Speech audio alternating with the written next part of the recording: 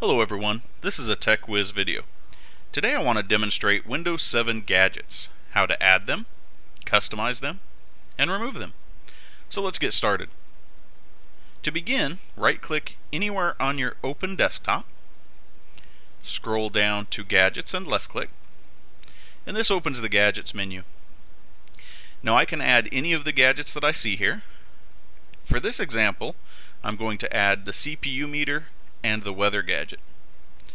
Now to do that, all I need to do is double left click on the gadget I want to add.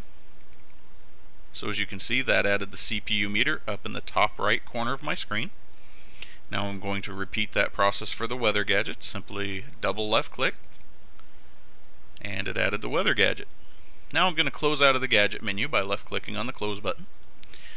All gadgets have a menu that will appear off the right side of the gadget if you hover your cursor over them, as you can see here. Now what's in that menu is specific to the gadget itself. As you can see, the menu for weather contains drag item, options, larger size, and close. However, the CPU meter only has drag gadget, larger size, and close. So as you can see, there's no options in the CPU meter. So let's talk about the first one, which is the drag gadget. If I left click and hold, I can drag this gadget anywhere on my screen, and if I release the left mouse button, it will drop it there. One of the other things you'll notice about the drag gadget is that it snaps to the sides of screens. So if I get close to the right side of the screen, for example, it'll kind of snap over there when I get close.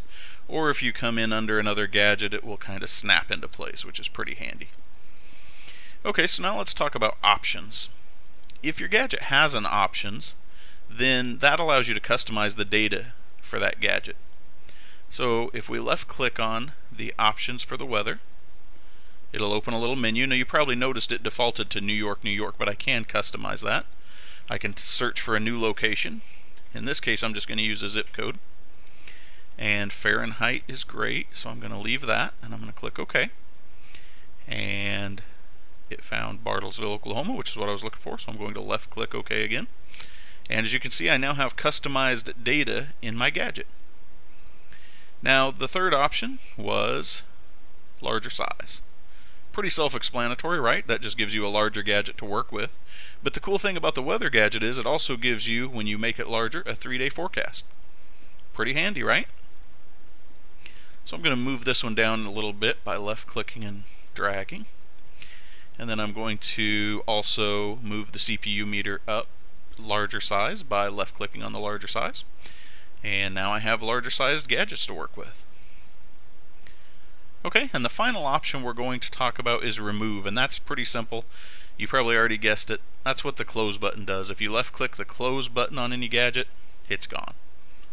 Left click the close button on CPU meter, gone. I hope you enjoyed this video. If you have any questions for me, please leave them in the comments section. Please subscribe to my channel. Thanks and have a great day.